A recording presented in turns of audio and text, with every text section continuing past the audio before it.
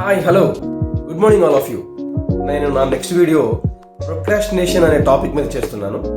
అయితే దాని రిలీజ్ కంటే ముందుగా, అంటే ఇంకొక 4 డేస్లో అది రిలీజ్ అవుతుంది. నెక్స్ట్ మండే రిలీజ్ చేస్తాను. దానికంటే ముందుగా ఒక చిన్న మాట మీతో షేర్ చేసుకోవాలనిపించింది. ఆ మాట నా జీవితంలో నేను చాలాసార్లు అన్నాను, ఎంతోమంది అంటుంటే విన్నాను. ఇది చూస్తున్న మీరు కూడా అనే ఉంటారని అనుకుంటున్నాను. అదేంటంటే టైం పాస్ అవ్వట్లేదు, బోర్ కొడుతుంది అని అంటుంటారు కదా. చాలాసార్లు అని ఉంటాం ఈ మాట.